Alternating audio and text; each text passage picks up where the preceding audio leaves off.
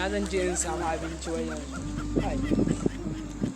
bari in shiga gidan nan ga tunda shine last in dai ban samu ba kawai zan haƙura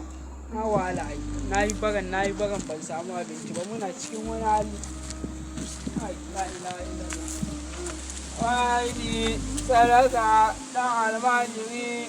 yana bara a taimaka ko dan guntun nama ne a bashi yawa na gode yawa Allah saka wannan gidan masu kuɗi ne na rantse da Allah abinci za a ci mai tsoka yawa na gode Allah saka da alheri Allah ba baban ku gode mu Allah yawa Allah ba baban Allah ya saka yi wa maman ku cin kuɗa ya mu na Allah ka taimaka bayan ka